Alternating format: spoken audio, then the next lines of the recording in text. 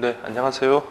자, 그러면 우리 지난 시간에 이어가지고 우리 265페이지 한번 보도록 하겠습니다. 자, 265페이지 보시면 예금의 입금과 지급인데요. 이번에 여러분들 공고가 나고 난 다음에 그 예금의 입금 업무 요 파트는 좀 새로운 내용들이 많이 들어왔거든요.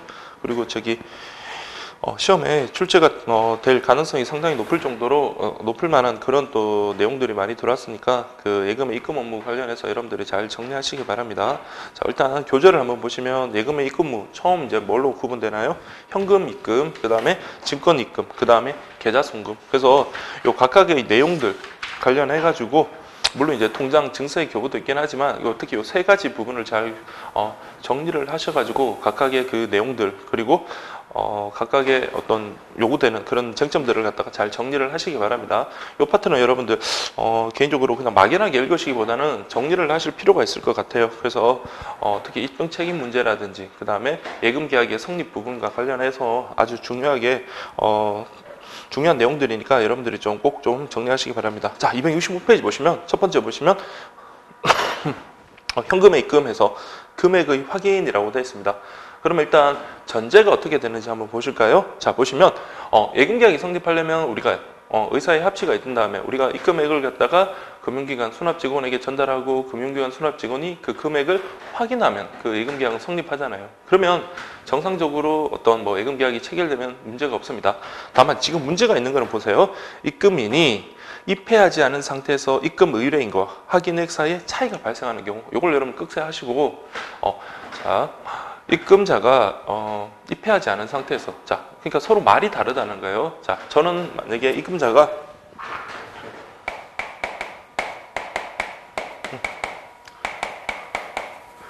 자, 100만 원을 입금했다라고 주장을 하는데요. 금융기관 수납 직원이 금액을 확인하니까 80만 원밖에 없는 거예요. 그래서 확인을 하니까 80만 원 확인이 됐다. 자, 그때 그러면 얼마에 예금계약이 체결하는지 그걸 여러분들이 좀 정리를 하시면 되겠습니다. 자, 그래서 보시면 입금 의뢰액보다 실제 확인된 금액이 적은 경우에는 자, 입금 의뢰액대로 예금계약이 성립하기 위해서는 자, 그랬어요. 자, 지금은 자, 80만 원밖에 계약이 성립이 되지 않습니다. 왜요? 계약이 성립하려면 수납직원이 금액을 확인했을 때 그때 계약이 성립하는데 이 사람의 100만 원은 뭐예요? 단순한 주장이잖아요. 그렇죠? 그렇기 때문에 80만 원이 성립되고요. 나머지 20만 원에 대해서 계약 성립을 주장하기 위해서는 누가 입증을 한다? 그렇죠. 입금자가 이 20만 원에 대해서는 입증을 해야 된다라는 거. 그걸 좀 기억을 해 주시기 바랍니다. 그래서 이렇게 정리를 하시고요. 그 다음에 자, 두 번째가 있습니다. 두 번째는 보시면 현금의 확인을 유보하는 의사 없이, 그러니까 현금을 우리가 확인해 볼게요라는 그런 의사를 제대로 전달하지 않으면서 자, 이 사람은 입금자는 지금 보시면 100만 원 입금했다고 주장하고 통장에도 100만 원을 찍어 둡니다. 그러니까 100만 원 했다. 근데 실제로 확인해 보니까 역시 80만 원밖에 금액이 없는 거예요. 자, 그때는 자, 어떻게 법률 관계를 처리할까? 그게 이제 관련되는 내용이니까 한번 보십시오. 그래서 보시면 이때는 금융기관이 입증 책임을 부담한다 이렇게 되어 있습니다. 자, 왜 그럴까요? 통장에 찍었다는 것은 뭐를 의미합니까? 계약이 100만 원에 대해서 성립했다는 걸 의미하죠. 계약이 성립하고 난 다음에 실제로 80만 원밖에 안 들어왔네요. 그러면 우리가 100만 원을 인정 못하고 80만 원에 대해서만 예금 계약의 성립을 주장하기 위해서는 이때는 누가? 금융기관이 입증을 한다라는 거. 그것까지 여러분들 기억을 해 주십시오. 그래서 어렵지 않습니다. 여러분 딱 두 가지가 있는데 처음에 자, 입금 의뢰액보다 실제 금액이 적은 경우에 이때는 입금 의뢰액대로 계약 성립을 주장하기 위해서는 입금자가 입증을 해야 되고요. 반대로 자, 의사 유보 없이 예금 그 금액을 확인한다는 어떤 유보 의사 없이 통장을 발행을 해줬어요. 입금자의 그 의사대로 통장을 발행을 해줬는데 그 이후에 확인을 해보니까 금액이 거기에 미치지 못한 경우에 그때 그 금액에 대해서 예금 계약의 성립을 주장하기 위해서는 금융기관이 입증한다. 자, 이해되시겠죠? 그래서 요거는 예금의 그 성립 시기와 관련해서 여러분들 정리를 하시면 되겠습니다. 그래서 예금 계약의 성립 시기라는 것은 당사자의 의사의 합치뿐만 아니라 금융기관 수납 직원이 돈을 받아 확인한 때 우리가 성립한다라고 그랬잖아요. 그렇죠? 특히 현금에 있어서는 그렇게 우리 예금 거래 기본 약관에서 공부를 했었습니다. 자, 그렇게 좀 보시고요. 그다음에 이제 두 번째 보시면 과다 입금이라고 그렇게 지금 되어 있네요. 자, 금융기관이 실제로 받은 금액보다 과다한 금액으로 통장 등을 발행한 경우에는 이라고 그렇게 되어 있네요. 그래서 그럼 한마디로 뭡니까? 금융기관에서 100만 원을 받았는데 통장에 우리가 전산 입력하기를 120만 원에 전산 입력을 했습니다. 그러면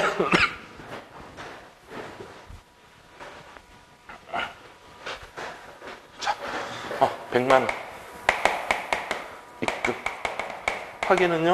자, 통장 발행은요. 120만 원 발행했다.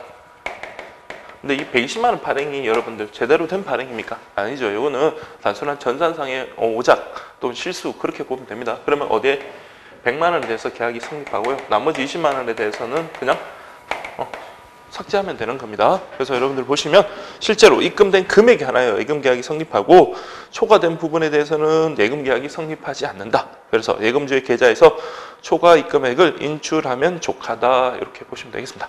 근데 이제 문제는 뭐냐면 자, 이렇게 실제로는 100만 원을 입금을 했어요. 근데 120만 원을 갖다가 통장에 발행을 해줬었는데 이걸 믿은 제3자가 있을 거예요. 자, 보시면 이 A라는 사람의 통장을 보고 우리가 담보를 갖다가 해준 C라는 사람이 있을 겁니다. 이 채권자라고 할게요.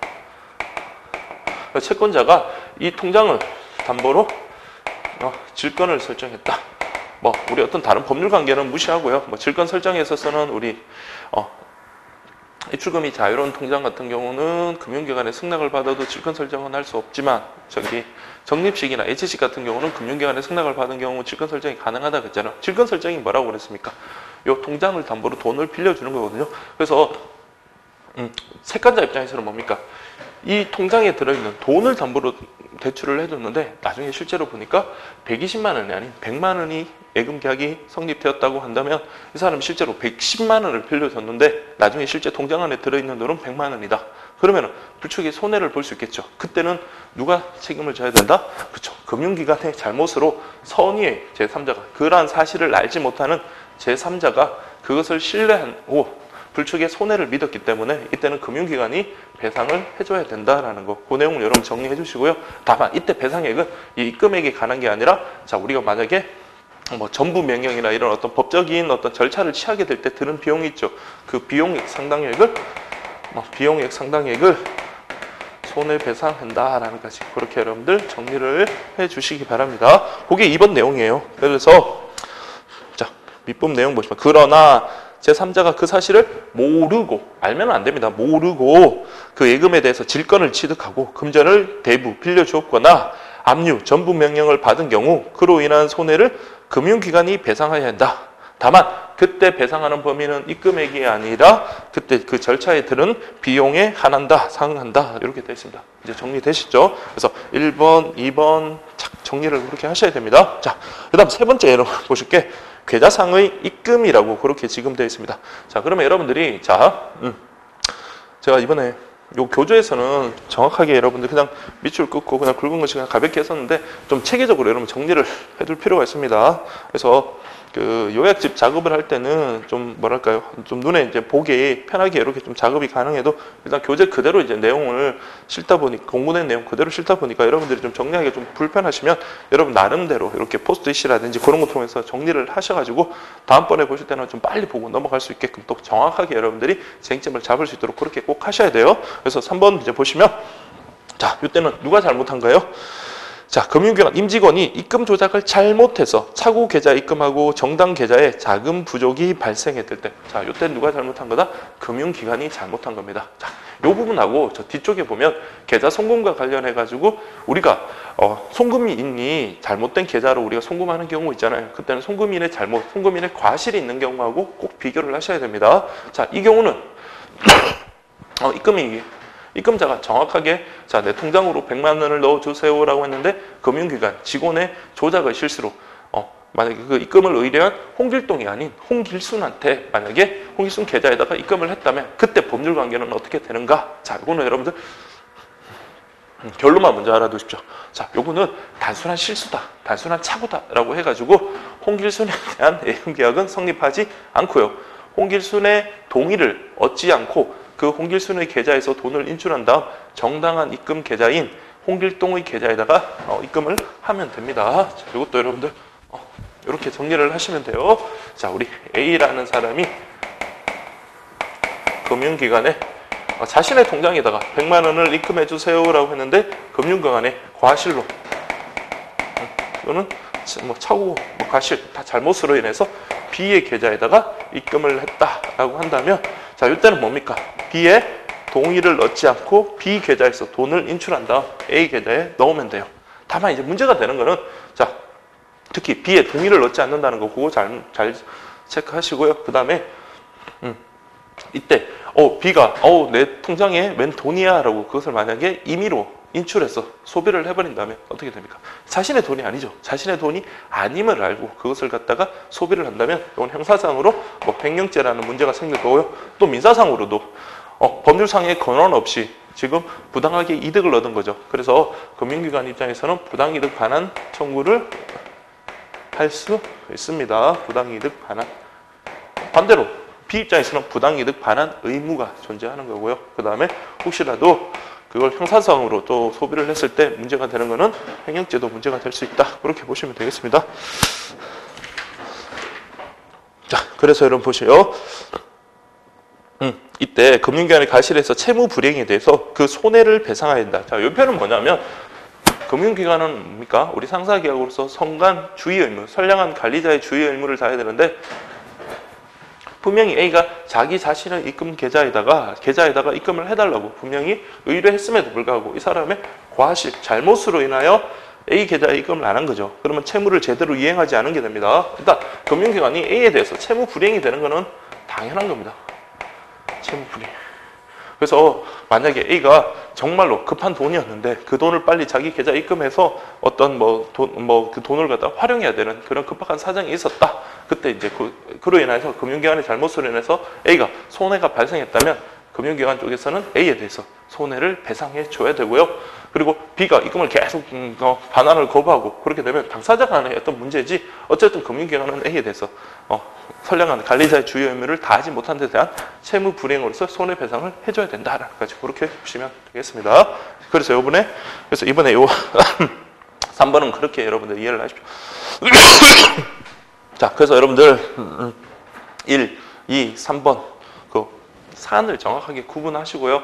그렇게 쟁점이 어떤 거다? 입증 책임의 문제, 계약 성립의 문제, 그 다음에 동의를 받고 인출해야 되는지 동의를 받지 않고 인출해야 되는지 그런 것들 꼭 좀 잘 정리를 하시기 바랍니다. 자, 그 다음에 이제 266페이지 보시면 증권료 입금이라고 그렇게 되어 있는데요. 증권료 입금과 관련해서는 여기서는 그렇게 중요한 거는 없을 것 같습니다. 그래서 여기 밑줄 친 거 위주로 해가지고 내용을 좀 확인해 보시면 될 것 같습니다. 어쨌든 우리가 앞에서 타정권 입금의 경우에 주심 위임설이라든지 양도성과 관련해서 예금계약의 성립 시기를 살펴봤고요. 그리고 예금거래 기본약관에서도 역시 주심 위임설을 갖다가 채택하고 있다라고 주심 위임설 입장으로 그렇게 규정을 하고 있다라는 걸 우리가 살펴봤습니다. 자, 근데 여기서도 그런 정도의 내용 확인하시고 다만 이제 수표라든지 그런 것들에 어떤 사항을 주의해서 받아야 되는가 그런 내용들이니까 너무 디테일한 내용은 제가 봐도 나오지 않을 것 같으니까 그다음에 밑줄 친 거 위주로만 좀 확인하시면 되겠습니다. 그래서 1번 보시면 타정권 입금의 법적 성격이라고 그렇게 되어 있네요. 그래서 첫 번째 줄, 두 번째 줄 보세요. 뭐라고 되어 있나요? 자, 타정권을 입금시키는 행위는 금융기관에 대해서 추심을 의뢰하고 추심이 완료되면 추심 대전을 예금계좌에 입금시키도록 하는 무슨 계약이다? 위임계약입니다. 그래서 위임을 했으면 거기에 맞게끔 선량한 관리자 주의 의무를 다해야 되겠죠. 위임의 취지에 맞게끔. 그래서 금융기관은 선량한 관리자의 주의를 가지고 타정권 입금 의무를 처리하여야 한다라고 되어 있습니다. 그래서 이제 1번 보시면 입금받은 어음을 지급 제시 기간 내에 제시할 수 있는지 확인해라. 두 번째, 어음 요건을 완전히 충족하고 있는지 확인해라. 이렇게 보시면 되겠습니다. 근데 다만 그 지급받은 어음 자체가 완전한 어음인지 어떤 형식적 요건을 결한 것은 아닌지 그렇게 확인을 하면 되지만 그 빠진 부분을 스스로 보충해야 되거나 하는 의무는 없습니다. 어떤 소구 절차를 갖다가 해야 한다든지 그런 것들은 금융기관이 없어요. 그래서 금융기관은 그런 백지 보충 의무, 그다음에 소구 절차 이런 거는 그런 의무는 없습니다. 단순히 입금받은 증권이 제대로 된 증권인지 그것을 확인해야 될 그런 주의 의무만 있다라고 그렇게 여러분들이 정리를 해주시고요. 다음에 2번 보시면 수표의 경우라고 되어 있네요. 그래서 밑줄 친 거 위주로만 정리하시면 됩니다. 그래서 지급 제시 기간 내에 수표가 제시될 수 있는지 확인하고 선일자 수표인지 여부도 확인.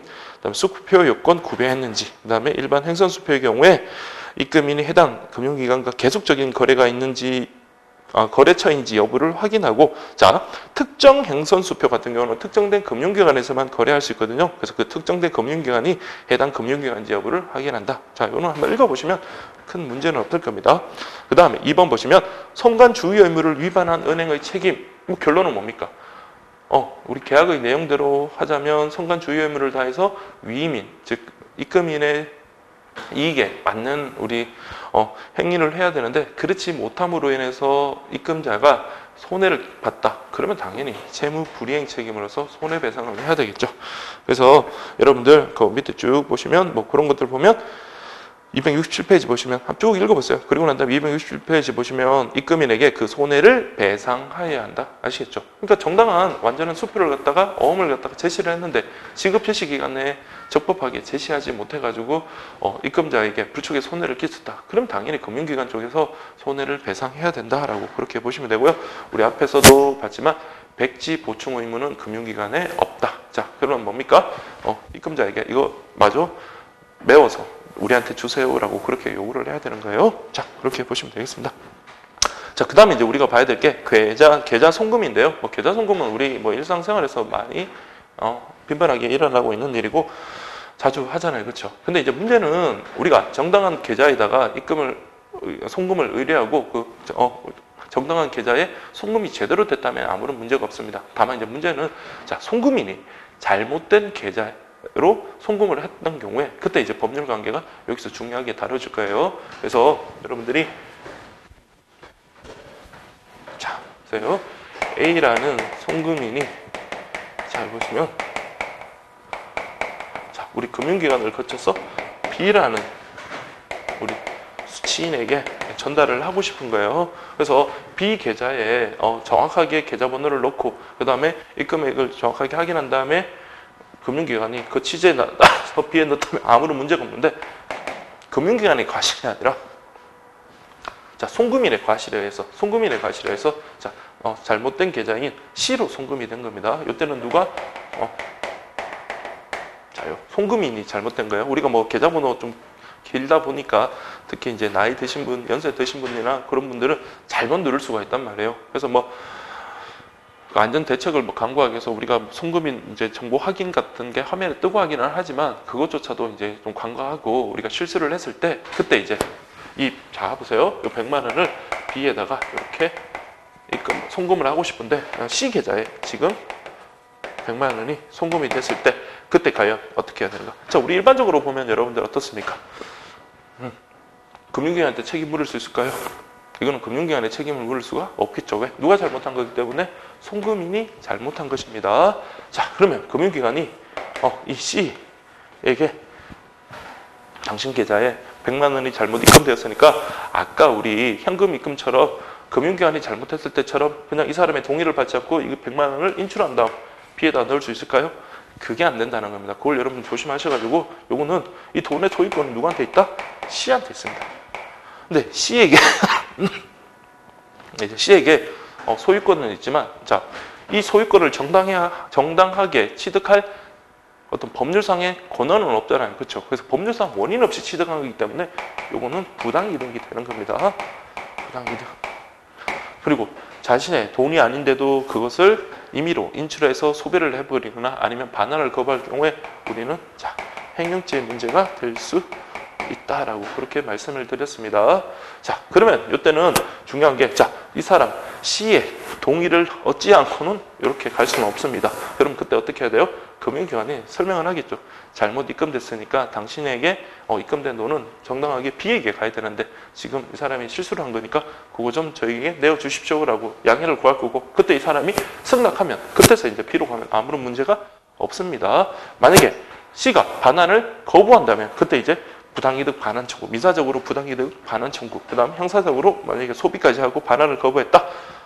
소비하거나 반환을 거부했다. 그러면 행정적 이런 문제가 생길 수 있다라는 거 그렇게 보시면 되겠습니다.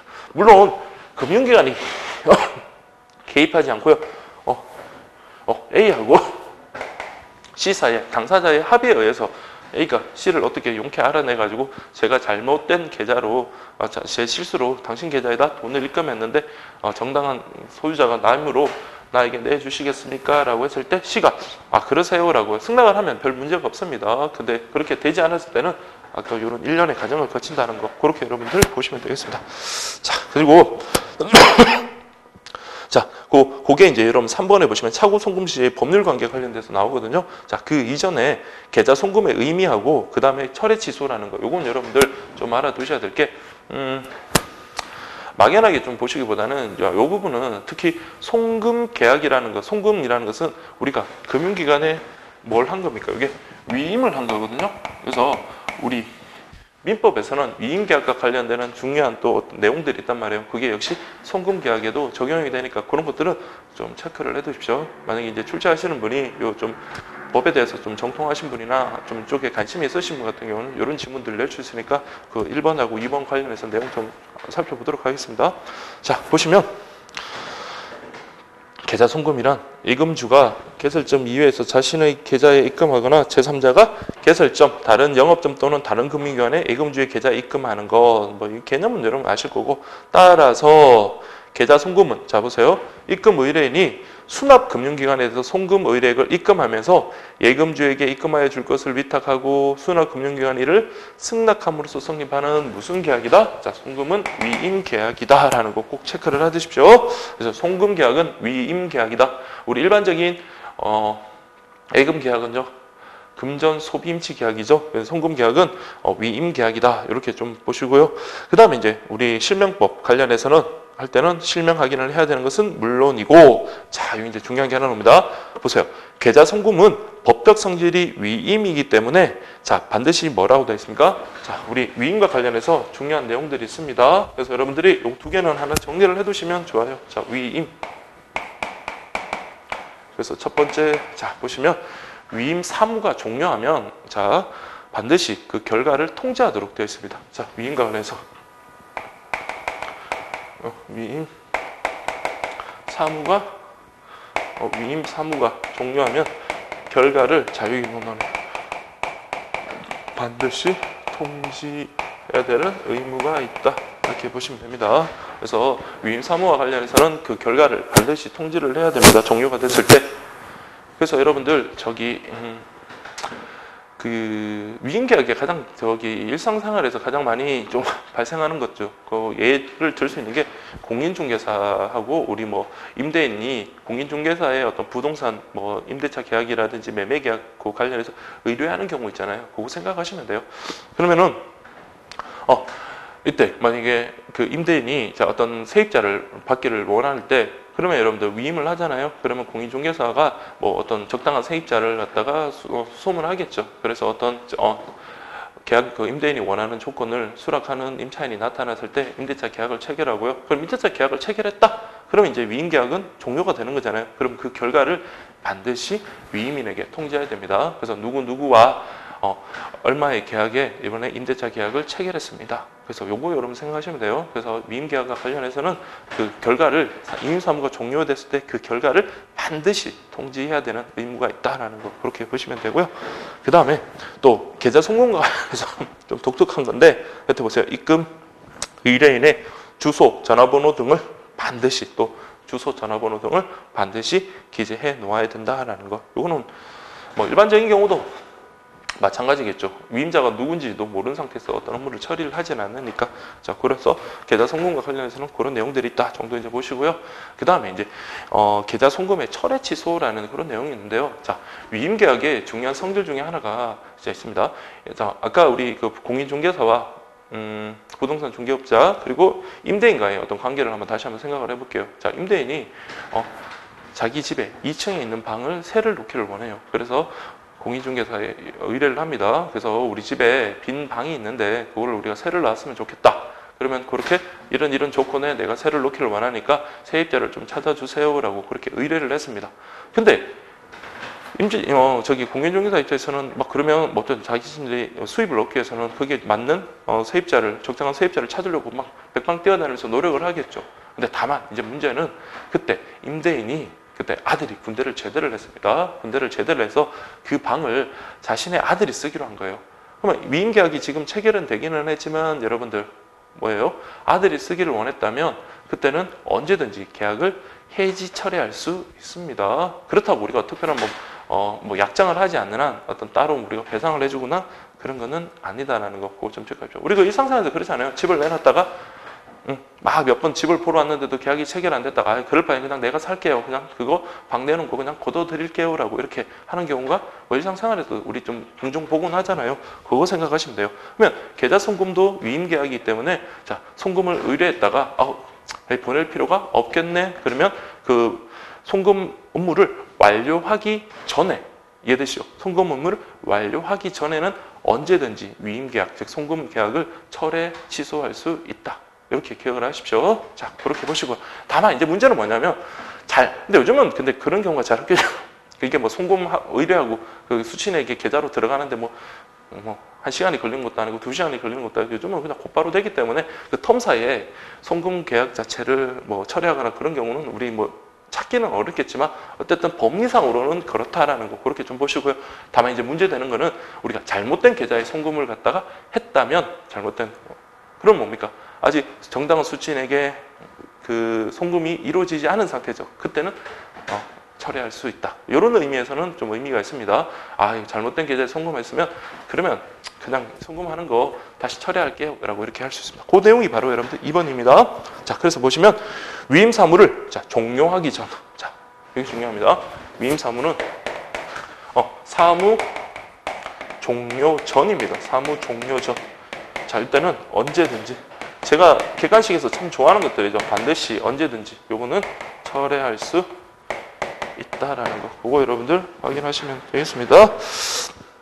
그러나 현금 계좌 송금의 경우에는 입금 기장을 마친 시점, 타정권 계좌 송금 같은 경우는 부도 반환 시한이 지나고 결제를 확인한 시점에 예금 계약이 성립하고 위임 계약은 종료되기 때문에 위임 계약이 종료되고 난 다음에는 그러면 함부로 취소 처리할 수 없습니다. 그래서 여러분들 그 내용 이렇게 이제 보시고 다만 아까 말씀드린 금융기관의 잘못으로 지정 계좌 위에 금융기관 잘못으로 지정 계좌 이외의 예금 계좌에 입금하였다면 금융기관은 위임 사무를 종료한 것으로 볼 수 없고 아직까지 위임 사무 종료한 게 아니죠. 금융기관이 잘못됐으니까 잘못된 계좌에서 돈을 인출한 다음 적절한 계좌, 정당한 계좌에다가 다시 송금을 해야 되니까 그럼 아직 위임 계약이 종료된 게 아니기 때문에 그때는 해지 철회할 수 있다라고 그렇게 보십니다. 그때 위임 사무를 종료한 것이 아니므로 착오 이미 명백함으로 입금을 취소할 수 있다 이렇게 보시면 되겠습니다. 자, 이해되시겠죠? 그래서 이거를 막연하게 보시기보다는 정확하게 꼼꼼하게 이렇게 법리까지 해서 봐야 될 겁니다. 그냥 막연하게 여러분 책을 그냥 읽어버리면 이 부분은 제가 좀 많이 걱정이 되더라고요. 저도 잘 아는 건 아니지만 그래도 이 내용과 관련해서는 그런 법리들을 갖다가 좀 생각하시면서 보시면 이 부분에서 이런 쟁점이 있구나 이게 왜 그렇구나라는 걸 이해하시면서 정리를 꼭 하셔야 돼요. 자, 특히 이제 새롭게 이제 들어온 내용인 만큼 잘 정리하시기 바랍니다. 자, 그다음 세 번째 보시면 착오 송금 시 법률 관계. 자, 우리 아까 봤던 겁니다. 결론은 일단 알아둘게요. 자, 누가 이때는 송금인의 송금인의 과실로 인해서 계좌번호를 잘못 눌러가지고 다른 사람의 계좌에 입금이 됐다면 이때는 그 수취인의 동의 없이 인출하지 못한다라고 했습니다. 비록 그 사람이 그 금원을 보유할 정당한 권한이 없더라도 그 돈이 자신의 계좌에 들어온 이상 그 소유권은 누가 취득한다? 그렇죠. 수취인이 취득을 합니다. 이때 수취인이라는 것은 정당한 수취인 아닌 경우 있죠. 그래서 잘못 입금된 통장의 그 소유자를 말합니다. 그래서 그때는 동의를 얻고 이제 인출을 해야지 아까처럼 금융기관의 잘못으로 우리 현금을 잘못된 통장에다가 입금한 게 하고 구분하시라 그랬습니다. 그래서 여러분들 보시면 267페이지 보시면 착오 송금액은 법적으로 누구의 예금? 수취인의 예금이기 때문에 송금인은 수취인의 동의 없이는 자금을 돌려받을 수 없다. 그래서 잘못 입금된 돈이라도 수취인이 계좌에 들어온 원금 상당액의 예금 채권을 취득하게 되고 금융기관은 자 중요합니다. 수취인의 동의 없이 임의로 돈을 돌려줄 수 없기 때문이다. 그렇다고 이 사람의 소유권이 확정적으로 인정되는 건 아니고요. 부당이득 반환 의무를 지고 함부로 돈을 인출해서 쓰면 횡령죄 문제가 생길 수 있다라고 했습니다. 자, 그래서 여러분들 저기 마지막 줄에 보시면 민사상 반환 의무가 발생하고 그 다음에 부당이득 반환 청구권을 가지게 된다. 그래서 그렇게 보시면 되겠습니다. 그래서 송금인은 부당이득 이게 만약에 거부하면 수취인이 반환을 거부할 경우 자 누가 송금인이 부당이득 반환 청구의 소를 제기할 수 있으며 자 이거는 지금 송금인이 잘못한 거죠. 금융기관은 그냥 단순히 중개준 거예요. 그러니까 이때 당사자는 누구 송금인과 수취인 그렇게 보시면 송금인은 부당이득 반환 청구의 소를 수취인을 상대로 부당이득 반환 청구의 소를 제기할 수 있다라고 그렇게 보시고요. 그 다음에 이게 아직 법률상 권한이 없기 때문에 이거는 보관할 의무가 생깁니다. 그래서 적절하게 보관을 하고 정당한 권리자가 주장할 때 그것을 내어줘야 되는데 내어주지 않고 임의로 소비를 했다? 그럼 횡령죄 이렇게 보시면 되겠습니다. 자, 그 다음에 여러분 네 번째 보시면 통장과 증서의 교부라고 그렇게 지금 되어 있는데요. 자, 일단 결론을 한번 보십시오. 자, 여러분들 자 우리가 금융기관에 우리가 통장이라든지 뭐 예금 증서라든지 그걸 들고 그다음에 비밀번호도 일체예요. 그래서 통장 그걸 들고 가가지고 이 사람이니까 예금주니까 돈 주세요라고 한다면 그 통장만으로 과연 예금 인출을 주장할 수 있는가 그런 문제입니다. 근데 이제 여기 뭐라고 되죠? 예금 통장이나 예금 정서는 뭐에 불과하다? 자 단순한 증거 증권이라는 점에 이론이 없다라고 그렇게 보시면 되겠습니다. 그래서 증거 증권이라는 것은 그 자체가 뭡니까? 이 사람에게 이런 권리가 있다는 것을 확정적으로 인정하는 게 아니라 단순히 뭐예요? 나중에 다툼이 생겼을 때 이 사람에게 권리가 있다는 것을 증명해 주는 것에 불과한 겁니다. 그래서 권리가 화체된 게 아니기 때문에 이것을 가진 사람이라고 하더라도 이 사람이 확정적으로 이 돈을 갖다가 청구할 수 있는 사람이다? 그건 아니라는 거예요. 다만 근데 매번 여러분들 이 사람이 진정한 소유자인지 아닌지를 어떻게 확인해요? 그러면 예금 통장을 가지고 있고 그 다음에 뭐 비밀번호라든지 그런 게 일치하고 그러면 금융기관에서는 돈을 내어줄 수밖에 없습니다. 그래서 그렇게 했는데 진정한 권리자가 아니더라도 금융기관에서 어떤 선의 무과실로 선관주의 의무를 다했다면 이때는 면책이 된다라는 그런 구조로 가는 거예요. 그래서 여러분들 단순한 증거 증권이라는 점에 이론이 없다. 따라서 예금 통장이나 증서를 소지하고 있다는 사실만으로는 소지인이 은행에 예금 반환을 청구할 수 없다. 이 문장 좀 잘 기억을 하시고요. 다만 자 여러분 보세요. 금융기관에 과실 없이 이런 사람들에게 예금을 지급을 했다면 채권의 준점유자에 대한 변제에 해당하여 면책될 수 있다라고 그렇게 여러분들 보시면 되겠습니다. 그러면 권리가 화체된 게 아니니까 반드시 예금을 찾을 때 통장을 가지고 올 필요 없으니까 통장을 잃어버렸거나 해가지고 아니면 통장을 가지고 오지 않았다. 당장 돈을 찾아야 된다. 그러면 실질적 진정한 권리자임을 입증하면 통장을 가지고 오지 않더라도 뭡니까? 그렇죠. 예금 반환을 청구할 수 있다까지 그렇게 연결돼야 되겠죠. 그렇게 여러분들이 이해를 하시고요. 그 다음 마지막에 보시면 양도성 예금하고 그 다음에 표지업. 자, 요거는 뭡니까? 뭐 진정한 권리자인지 아닌지 이런 건 살펴볼 필요 없어요. 그냥 이거 가지고 있는 양도성 예금 증서라든지 표지업은 이 사람 소지인에게 줘버리면 이 사람이 진정한 권리자인지 아닌지 상관없습니다. 그래서 그러면 정당한 권리자로 추정을 하고요. 그리고 금융기관은 면책이 되는 겁니다. 그래서 보시면 양도성 예금 증서나 표지업은 그 성격이 유가 증권이므로 원칙적으로 증서 소지자에게만 그 발행 대전 그 증권에 찍혀 있는 우리 금액을 지급할 수 있다. 아시겠죠? 요거는 증권 소지인에게 지급한다라는 거. 그거 여러분들 좀 잘 기억을 해주시고요.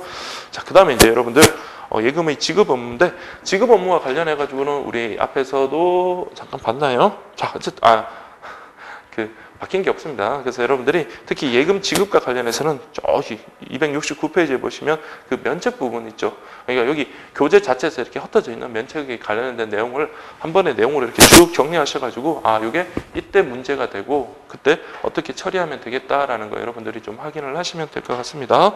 자, 그러면 여러분 보세요. 예금 지급의 법적 성질. 그럼 우리 예금 성립의 법적 성질은 금전 소비 임치 계약 했고요. 그다음에 예금 지급과 관련해서 돈 주세요라고 하는 거. 그게 바로 의사의 통지입니다. 그러면 돈 여기 있습니다 하면서 돈을 주는 게 변제예요. 그러면서 예금 계약은 종료됩니다. 이렇게 써. 자, 여러분들 의사의 통지. 의사의 통지란 말은 여러분 어려우니까 그냥 좀 암기를 그냥 하십시오. 그냥 의사의 통지 변제. 의사의 통지라는 것은 준법률행위예요. 준법률행위. 원래 법률행위라는 것은 당사자의 의사를 필요로 하고요. 그 의사가 의혹한 대로 효과가 발생합니다. 근데 준법률행위라는 것은 법률의 규정에 의해서 일정한 효과가 발생하게끔 규정되어 있는 겁니다. 너무 깊이 들어가실 필요는 없고, 우리 채고라든지 그런 걸 통해 가지고 채고 같은 게 대표적인 또 준법률행위거든요. 채고. 그러면 우리 앞에서도 봤지만 돈 주세요. 언제까지 돈 주세요. 적극적인 권리 주장을 하면 이건 어떤 효과가 있다고요? 자신은 소멸시효 중단하려고 하는 의사는 없었어요. 그렇지만은 법률의 규정에 의해서 소멸시효가 중단되는 그런 효과가 생기는 것들, 그런 것들을 우리가 준법률적 행위를 하는데, 준법률 행위를 하는데 의사의 통지가 준법률 행위다 이렇게 보시고요.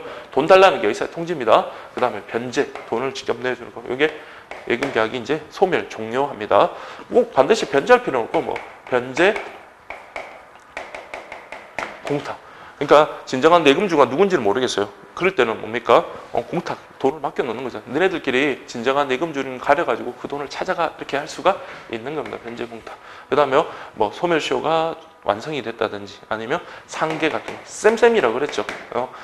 예금주가 100만 원 주세요 했는데 금융기관 쪽에서도 100만 원을 받을 게 있다면 우리도 너에게 100만 원 받을 게 있으니까 쌤쌤 하겠다. 그런 상계의 경우에도 예금계약의 종료 원인, 소멸 원인이다. 이렇게 보시면 되겠습니다. 그 다음에 예금의 지급장소 관련해서 헷갈리시면 안 돼요. 특히 예금의 지급장소는 저기 뒤쪽에 나오는 보험의 그 보험료, 그 지급장소하고 또 차이가 있으니까. 자, 예금 지급. 자, 보시면 우리가 일반적으로 예금을 지급할 때는 어떻게 합니까? 채권자가 와서 돈 달라고 해요? 아니면 채무자가 돈을 가지고 가서 채권자에게 돈을 주는 겁니까? 우리 그냥 일반적인 경우 생각하십시오. 자, 우리는 채권자가 누구예요? 예금주죠. 돈을 받아야 되는 채권자가 채무자인 금융기관에 가서 돈 주세요라고 합니다. 그래서 여기는 주심 채무다. 주심. 달라고 하는 거예요. 돈 달라고 하는 거. 근데 일반적으로는 여러분들 우리가 친구한테 돈을 빌려주고 돈을 갚을 때 어떻게 합니까? 돈을 갚을 땐 채무자가 채권자에게 가서 돈을 갚거든요. 그래서 일반적으로는 그래서 여러분들 일반적인 경우 보통 지명채권이라는 말을 씁니다. 지명채권 같은 경우는 채무자가 돈을 지참해서 채권자에게 간다 해서 우리 지참채무다 이렇게 보시면 되고요. 다만 예금 지급과 관련해서는 주심채무, 그래서 우리 채권자인 예금주가 직접 가서 돈을 수령해야 된다. 그러니까 청구를 하고요. 돈을 수령해야 된다라는 거. 나중에 우리 뒤쪽에 가면 보험계약 같은 경우는 보험료 관련해서는 지참채무다라는 것과 구분하시면 되겠습니다. 자, 그래서 여러분들 예금의 지급 관련한 장소 관련해서 지명채권 원칙적으로 지참채무가 원칙. 그러나 예금채권은 주심채무다. 누가? 채권자인 예금주가 채무자인 금융기관에 나와서 이를 수령한다는 점에서 주심채무이다. 이렇게 보시면 되고요. 예금거래 기본약관도 그렇게 규정하고 있다. 주심채무로 규정하고 있어요. 그리고 마지막에 보시면 무기명 예금을 지급해야 될 장소는 원칙적으로 여기도 마찬가지입니다. 어디? 계좌 개설 영업적. 그러니까 우리 거래소 그렇게 보시면 되겠습니다. 그 다음에 예금의 지급 시기와 관련해서는 우리 예금의 종류에 따라 다르겠죠. 기한에 정함이 없는 예금 같은 경우는 언제라도 여러분들 청구할 수 있고요. 그 다음에 기한에 정함이 있는 그 예금 같은 경우 가령 예치식 예금이라든지 아니면 적립식 예금 같은 경우는 원칙적으로 어때요? 기한이 지난다고 무조건 금융기관이 돈을 줘야 되는 건 아니고 기한이 도래하고 예금주에 청구가 있는데 꼭 기억하십시오. 청구가 있는데 그때 채무 불이행으로 인해 청구가 있음에도 불구하고 돈을 지급하지 않으면 그때 채무 불이행 책임이 지는 겁니다. 자, 무슨 말인지 아시겠죠? 자, 기한 만료가 오늘이 4월 이제 19일인가요? 4월 20일. 자, 4월 20일입니다. 4월 20일이면 4월 20일이 그 기한 만기일입니다. 그러면 4월 20일이 지나고 4월 21일이 됐는데도 금융기관에서 그 예금주에 대해서 돈을 지급하지 않더라도 채무 불이행 책임이 되지 않아요? 언제 채무 불이행 책임이 된다고요? 기한이 도래하고 예금주가 가서 직접 내 만기가 됐으니까 그때 우리 약정한 금액을 돌려주세요라고 했음에도 불구하고 돈을 주지 않았을 때 그때 채무 불이행이 된다라는 그런 말입니다. 그래서 제가 예금주에 청구가 있는 때만이라고 그렇게 좀 음영 표시를 했잖아요. 그런 거 좀 잘 보시라는 겁니다. 자, 그 다음에 이제 여러분들 보셔야 될 게 예금의 지급과 면책이라고 되어 있는데요. 자, 보세요. 자, 예금의 지급. 또 면책. 자, 면책의 근거라고 되어 있는데 우리가 여러분들 면책이라는 것은 진정한 권리자에게 예금을 지급하지 않더라도 금융기관으로서는 책임을 면한다라는 그런 의미거든요.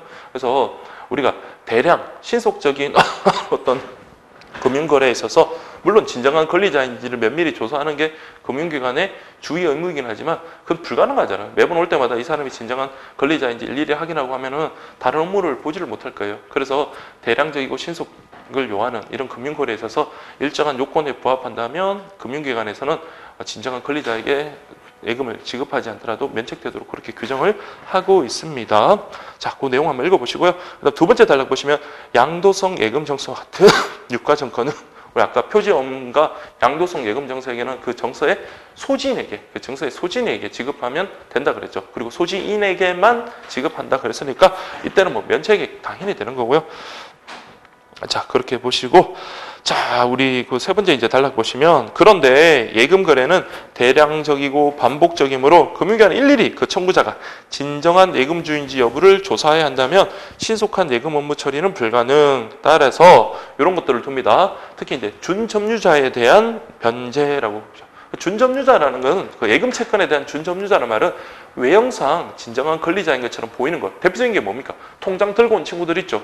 통장 자체는 여러분 아까 통장만으로 예금을 청구할 수 없다 그랬잖아요. 그렇지만 나중에 면책의 근거가 될 수 있는 채권의 준점유자는 될 수 있습니다. 통장 소지는요. 그래서 채권의 준점유자에 대한 변제, 영수증, 소지자에 대한 변제, 상간습, 뭐 예금거래 기본약관의 면책 요건 등등을 구비한 경우에 이를 수령한 자가 진정한 권리자인지 여부와 관계없이 그 금융기관은 면책된다 이렇게 보시면 되겠습니다. 그래서 우리 첫 번째 민법에 나와 있어요. 채권의 준점유자에 대한 변제 해가지고 대표적인 게 아까 예금통장 소지자 이렇게 보시면 되겠습니다.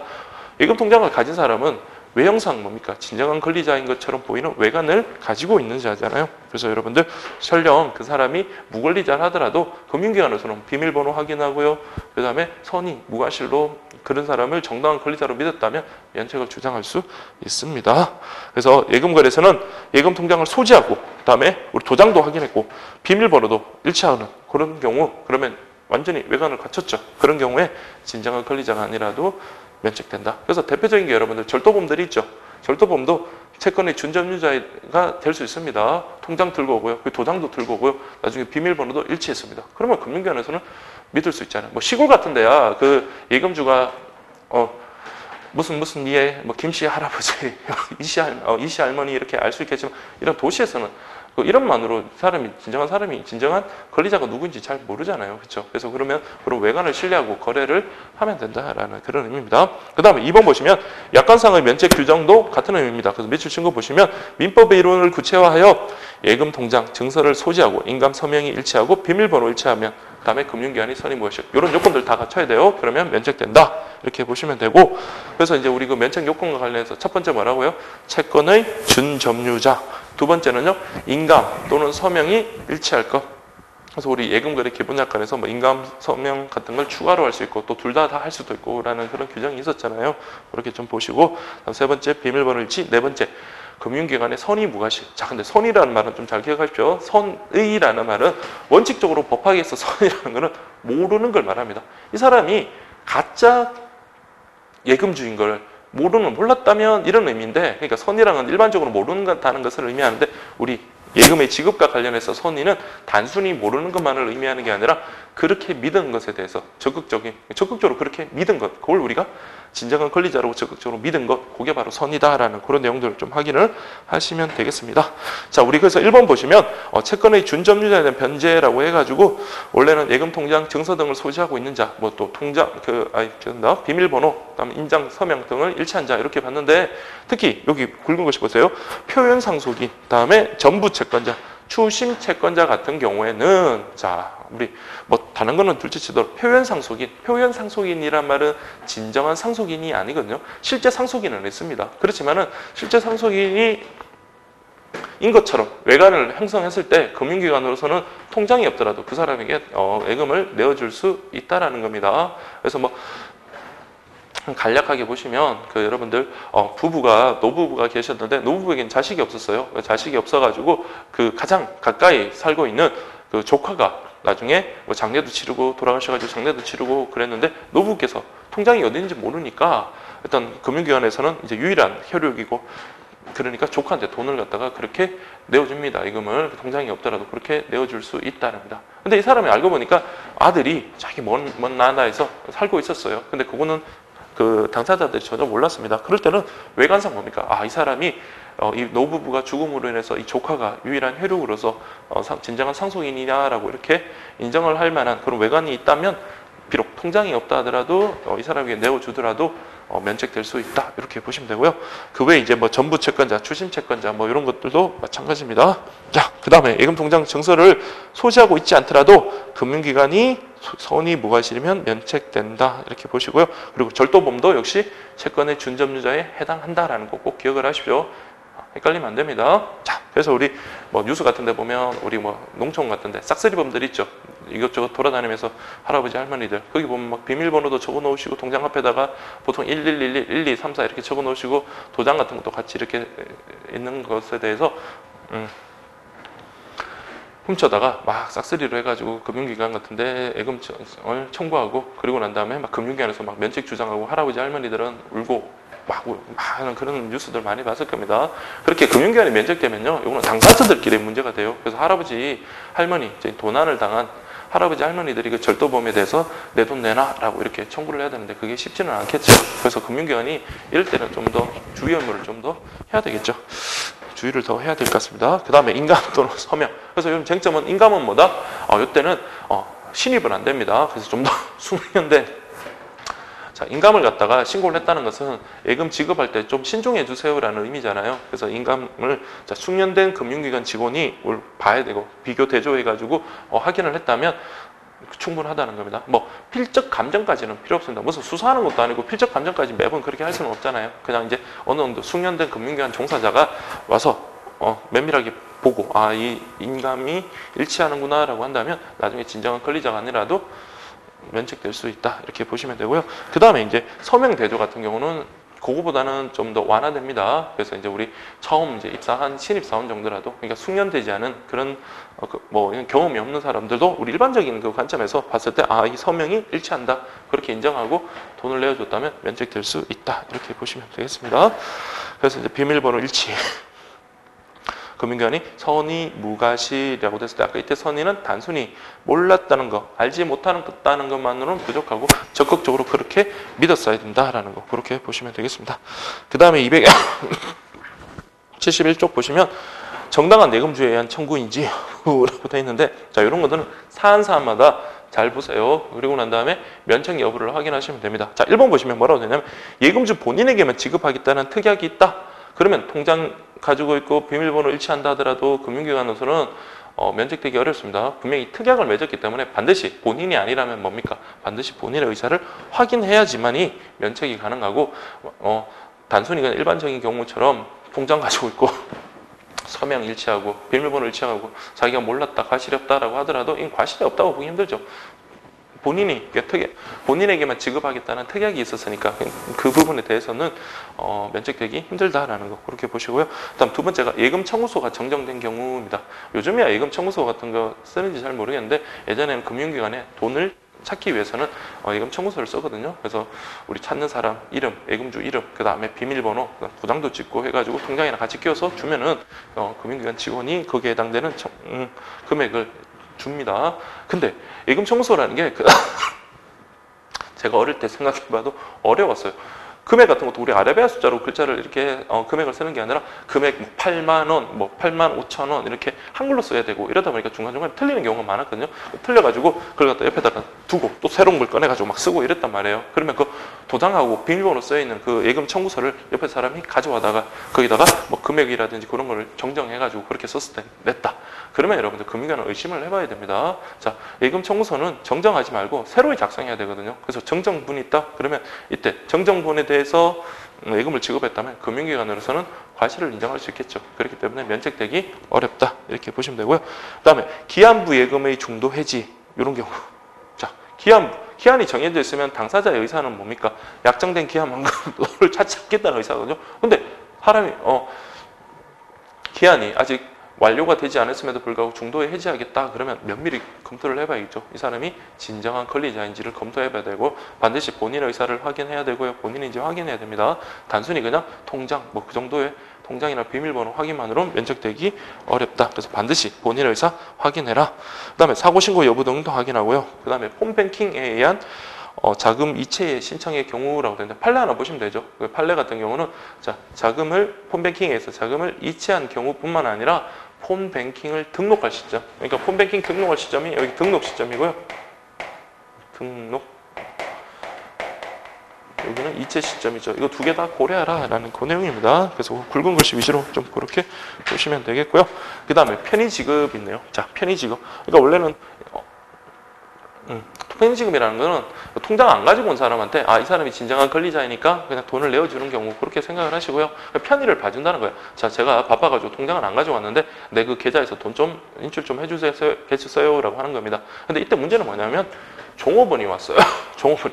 사장님의 뭐 돈이라든지 아니면 그 가게 아니면 회사에 돈을 인출하려고 할 때 이때는 뭡니까? 조심하셔야 돼요. 그때는 아무리 그 종업원이 회사에 돈을 많이 찾으러 온 종업원이나 하더라도 이때는 편의 지급을 하면 안 됩니다. 그래서 그때는 종업원이 자신의 돈은 아니잖아요. 그렇죠? 그렇기 때문에 이때는 반드시 그 본인의 의사를 확인해야 된다. 그래서 사장님한테 전화를 해가지고 사장님, 당신의 종업원, 아르바이트생이 예금을 찾으러 왔는데 그렇게 해도 될까요? 라는 본인의 의사를 확인하고 준 다음에 내어줘야지만 면책이 된다. 이렇게 보시면 되겠고요. 그 다음 과다지급 관련해서 자, 과다지급. 그래서 여기 보시면 당연히 부당이득 반환 그다음에 뭐 여기 점유탈문 횡령죄라는 말이 나오는데요. 면밀하게 말하면 여러분들 자, 제가 돈을 100만 원을 찾았어요. 100만 원 주세요라고 했는데 금융기관이 돈을 잘못 세활해 가지고 그게 200만 원 좀 너무 큰가요? 한 150만 원 정도 그런 돈이 그렇게 나에게 왔습니다. 그런 경우에 그럼 뭡니까? 그 50만 원에 대해서는 통장에도 100만 원 인출됐다고 찍혔거든요. 그러면 그 50만 원에 대해서는 제가 부당하게 얻은 이득이잖아요. 그러면 금융기관에서는 우리 잘못으로 너에게 돈이 50만 원 더 갔으니까 그거 돌려주세요라고 부당이득 반환 청구할 수 있고요. 또한 그걸 갖다 많이 쓸 경우에 자, 어떤 문제가 생기는지 보세요. 자, 이 판례 입장입니다. 우리 대법원 판례 입장인데 자, 대법원 판례 입장에서 자, 취득 당시에 알고 그 다음에 나중에 안 경우입니다. 자, 취득 당시 안 경우라고 할게요. 취득 당시 안 경우. 그러니까 자, 돈을 갖다가 사려는 거를 금융기관 직원이 돈을 사는 걸 봤는데 나는 100만 원을 분명히 요구했는데 150만 원을 돈을 딱 세면서 내어주는 거예요. 그럼 그 사실을 제가 알았죠. 그러면은 우리 법률상 50만 원이 지금 더 지급되고 있다는 것을 고지해야 될 의무가 있습니다. 근데 그런 고지 의무에 위반해서 묵비하는 거 이것도 이제 기망하는 거거든요. 그래서 우리 그 취득 당시에 한 경우에 사기죄 이렇게 보고 싶다. 우리 대법. 그래서 우리 잔돈 거스름돈과 관련되는 거스름돈 관련되는 그런 판례인데요. 그렇게 보시면 됩니다. 근데 처음에는 150만 원이 지급된지 몰랐어요. 근데 집에 와서 돈을 확인해 보니까 그제서야 50만 원이 초과 지급됐네. 에이, 나한테 맞는 거 그냥 써버리지. 그때 이제 뭐가 된다고요? 점유 이탈물 횡령죄가 된다. 이렇게 보시면 되겠습니다. 자, 여러분들 이렇게 해가지고 정리하시면 되고요. 다음 273페이지 보시면 그 기출문제 볼게요. 1번 예금계약은 소비대차계약 아니죠. 우리 앞에서 봤던 것 같은데요. 2번 양도성 예금정서는 점유자에게 지급하면 정당한 권리자 여부에 관계없이 면책 맞죠. 3번 점의 수금의 경우 지점장은 영업점에 들어와 수납직원에 넘겨주고 수납직원 일을 확인할 때 이건 일반적인 수납직원이고 지점장이나 우체국장 같은 경우는 그 점에서 받아서 확인할 때 그때 예금계약이 성립한다라고 했습니다. 자, 공동대표 포괄 위임은 안 되고요. 개별적 위임만 가능하다 그랬으니까 4번도 틀렸네요. 자, 이건 어렵지 않습니다. 자, 이렇게 보시면 되겠습니다. 예.